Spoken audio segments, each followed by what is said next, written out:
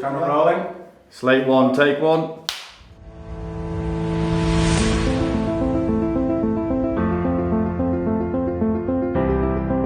Back in 2012, I shot a proof of concept trailer for a female football hooligan film called Hard, which ended up getting me a film deal with an industry producer, but the film sat in development hell for nearly 4 years. There are many reasons why anyone joins a firm and becomes a football hooligan. It's a way of letting go of the daily aggression. It's about ownership, territory, who's the best. It's a rush, a high, knowing any minute you could get kicked, punched, cut, scarred for life. It's addictive, you get to like it, need it. Stacey needed it.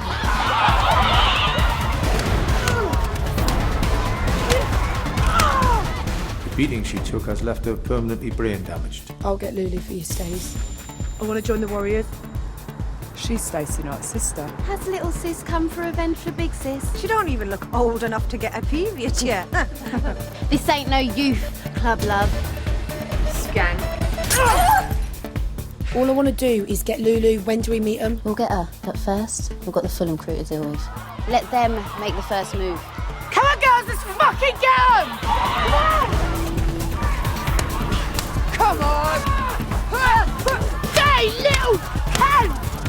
I call the shots round here. Do you understand me? Now run along home to Mummy. She'll be wondering where you are.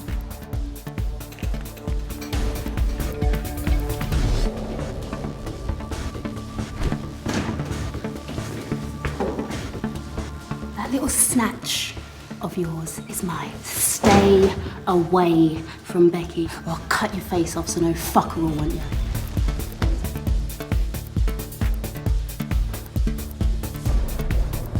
I thought you were going to be my first proper girlfriend. Beat her, and she won't stand in our way. All I want to do is get Lulu back for what she did to Stace. Challenge her, and you can have both. Oi! I'm challenging you for leadership of the Warriors. Each girl takes it in turns to throw one punch. Begin!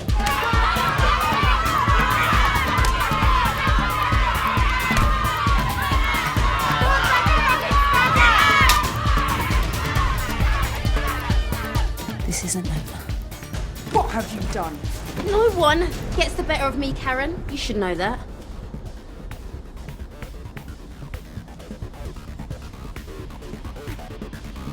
Heard you was looking for me. Why did I get involved? Cold-blooded revenge.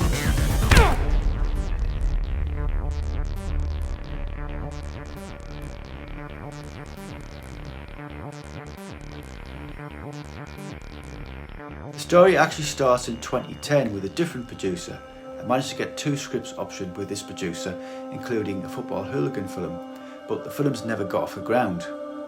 But what came out of it was a request from him for me to come up with an idea for a female football hooligan web series, which he'd successfully pitched to Lionsgate. So if I could come up with a story, we'd submit it. I spent weeks writing 5 episodes only to be told that Lionsgate had gone off the idea. It seemed to me that he'd known this information for a while, but he didn't think it was important enough to tell me and stop me from writing a project which had already been rejected. So I'd wasted nearly a year on this guy in total. Over time and through other contacts, I began to hear stories that he was a proper con man. He'd made films and not paid cast and crew, ripped people off, he'd closed down film companies he'd set up and then started up new companies, and he was intimidating people who tried to take him to court. There's actually a watchlist Facebook group about industry charlatans and he features quite heavily. I only lost a bit of pride, but some of the others involved lost money. Anyway, I put the episode aside, but I didn't want to waste the female hooligan story, so I developed the series into a feature script, but it wasn't a film I could make on a shoestring by myself. I needed financial backing to do it justice. Around that time, shooting a proof of concept short or trailer was taken off, so I decided to shoot a trailer. My thoughts were that it would be easier than making a full-blown short film. All I needed was some key moments from the already written script, some great graphics and snatches of dialogue and some catchy music. The way the funding for the trailer came about was by total accident really. In 2012 I was a third AD in a short film called The Boy in the Bus. It was being shot by renowned director of photography Christopher Doyle. And whilst on this film I struck up a conversation with a caterer, a woman called Jill, and without realising it pitched her my Hard trailer. Jill says she put all the money to shoot it, and that was the trailer funded and I didn't even try. Jill, as it turns out, had previously worked in theatre as a set designer and a set builder. After The Boy in the Bus wrapped, I began prep on hard and set production dates for the 17th and 18th of November. I knew that it would have to have high production values and a great cast if it stood any chance of attracting investment.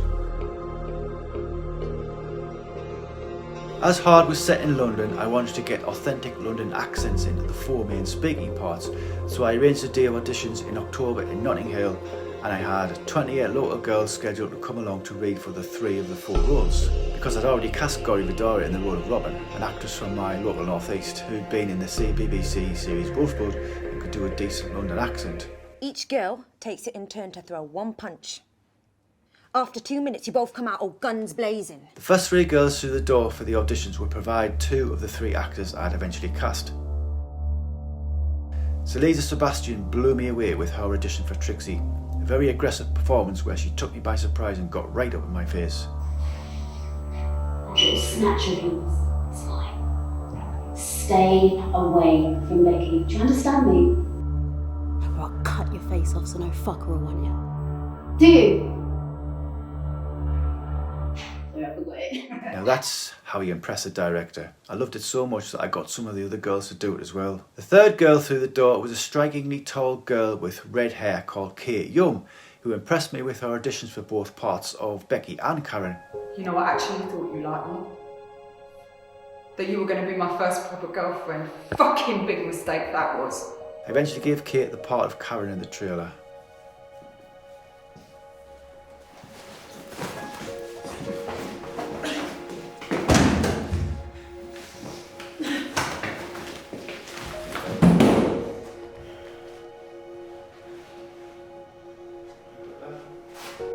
I remember that as the day wore on, all the other auditions were feeling a bit flat. On top of that, of the 28 girls scheduled to attend, only 19 showed up, so I was worried I wasn't going to have enough candidates to choose from for the 3 roles.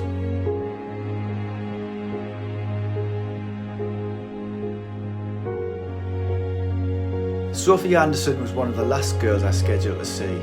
I'd been impressed with Sophie's showreel and was looking forward to her audition. She arrived with her hair shaved on one side, which I loved because I thought it would make her look tough for the role of Becky. I was just so tired and exhausted. All I needed was one night's sleep. That's all I needed, but he won't let me have it. Before Sophie even left the room, I'd already made up my mind she was Becky, no doubt about it. Take 1. Can you clap back? Yeah. Okay. And action. Oi! I'm challenging you for leadership of the Warriors. Balls of the cast there were about a dozen extras supplied by a local extras agency who were the 2 firms you see fighting in the trailer. I did a deal to get them cheaper after I agreed to cast some minor speaking roles from the agency. Skank. Remember, Lulu's mine. Heard you was looking for me. I brought the 3 London girls up to Sunderland 2 days before the shoot so we could sort out costumes, rehearse and shoot some publicity shots. I took the girls around locations and we got some great shots.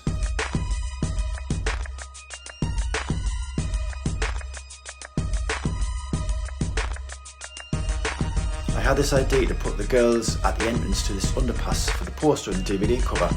It was the same underpass where we shot some of the scenes for the trailer. To make the fight scenes look real, I hired Caitlin Howard, a fight director from Manchester, and she spent a day training Sophie and Selisa how to throw a punch that would look effective for the camera for the final showdown between Becky and Trixie. 23, take 1.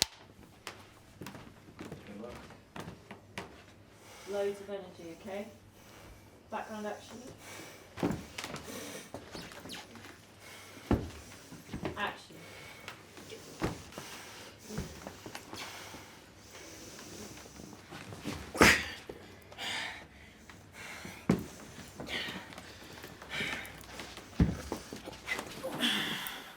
That last one's way high. I know shit. Yeah, do it one more time, just that last one.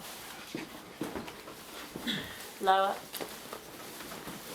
Slower and lower. One more time at that.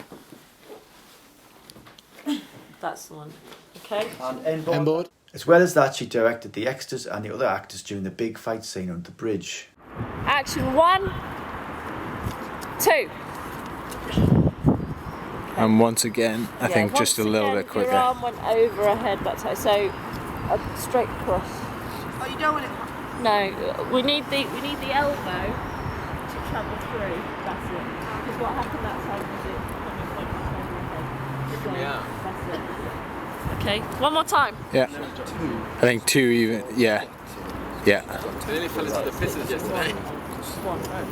All right. Nearly. And set. Set. Yeah. Keep your feet still. Okay, and action 1, 2. Yes.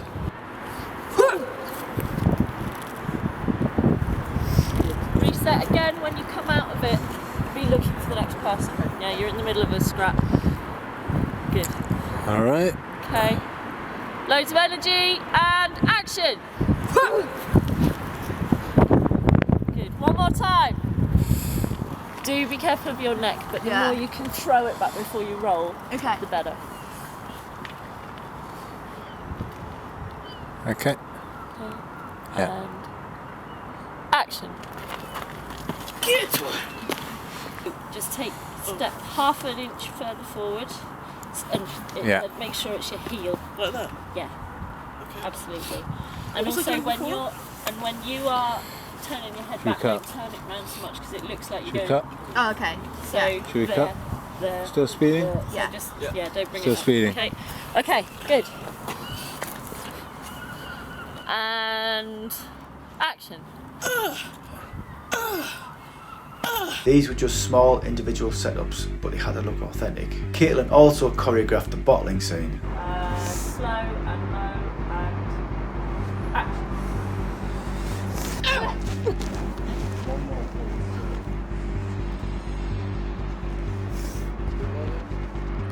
Still turning.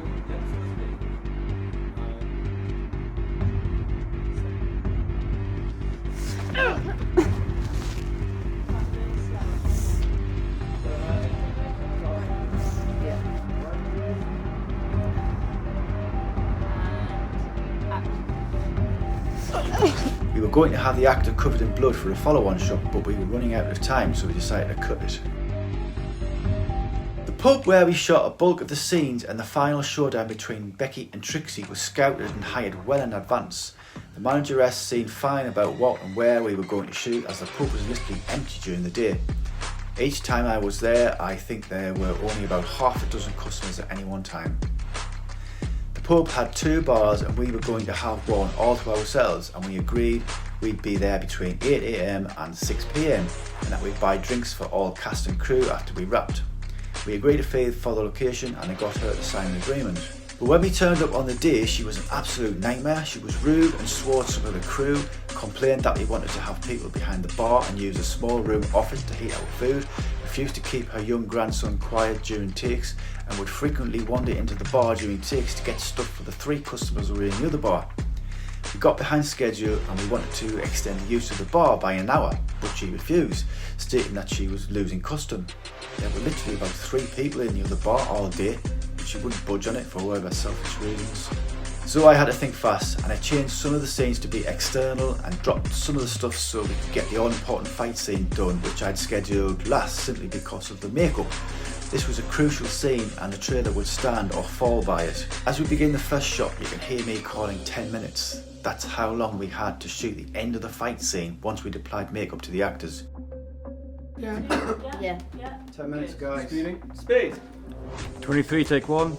We had to drop some of the angles from the shot list, but because the girls had rehearsed well with our fight director Caitlin, it all went smoothly and we completed that scene on the stroke of kicking out time at 6 PM. After we wrapped, we realised some of our costumes had been stolen, along with some of the actors' personal clothes, but the manageress just didn't seem bothered. She even said the CCTV wasn't working and actually accused us of stealing a purse from behind the bar. In hindsight, I should have called the police, to be honest. Suffice to say, we didn't buy any drinks from her and instead went to a pub on the road. The second day of the shoot went smoothly enough, but we got increasingly behind and the extras, who weren't being paid a lot, were threatening mutiny. We'd been shooting external scenes all day and by late afternoon it was getting cold. By the time we got to the scene in the underpass, we were well over time and the extras had had enough by then. But Jill was great at persuading them to hang on for just another hour. One or two of them did have to leave, but we got the shots we needed. I remember having to power through the bedroom scene back at the house because Kate had to catch her train to London as she had something on the following day. I'd already sent the gaffer there to set up the lights, so all we had to do was set up the camera and roll. It was a scene where Becky and Karen kiss on the bed. We shot that scene in one take, and literally when I called Rap, Kate rushed to change and was out the door within minutes in order to catch her train. There were a few scenes and shots that didn't make the final cut. Yeah. Speeding. Sound speed. 55, take 3. Here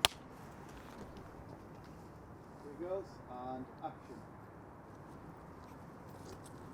Lulu. Yeah, we're gonna fuck you and your bitches over good and proper this time, do you hear me? Whatever, Lou. Listen, yeah? Someone wants to talk to you.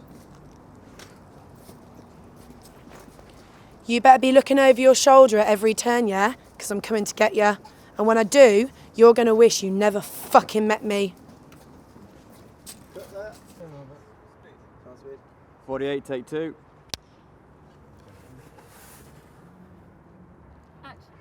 Fucking little cunt! Yeah, got that. 37, take 2. Cue. Set. Okay, and action.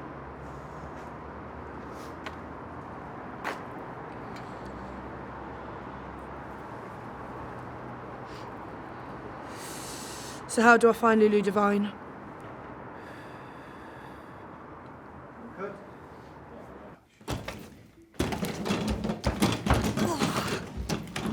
Tricks! What have you done?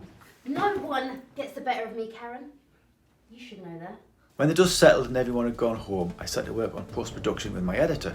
The music was composed by a guy in Hollywood who I only ever had contact with through email. He was wanting more drama examples for his showreel, so composed a score at a very reasonable price, and it sounded amazing. Post-production was finished just before Christmas and I was immensely proud of the final cut. It was everything I'd wanted and more. It looked great, sounded great, and got loads of positive feedback when I released it. In the new year of 2013, I began the process of sending the trailer to people with money and connections. I tweeted as many celebrities and major film industry actors and filmmakers as possible. I spent the entire day just tweeting the link to the rich and famous in the vain hope that someone would bite and offer to invest. One up-and-coming producer did take interest and I got an option agreement and I travelled down to London for several development meetings. But the film just languished in development hell for nearly 4 years. I did put the hard trailer into festivals and it was nominated for Best Film at the Limelight Film and Arts Awards in London, which myself, Salisa and Sophie attended. We didn't win sadly, but you can't win them all. Film didn't get made, but the trailer remains one of the best things I've shot and people still ask where they can see the film even now. Sadly, I have to tell them that the film doesn't exist. A lot of years have passed since I wrote the script, but I still live in hope that the film will get made one day. You never know what's around the next corner.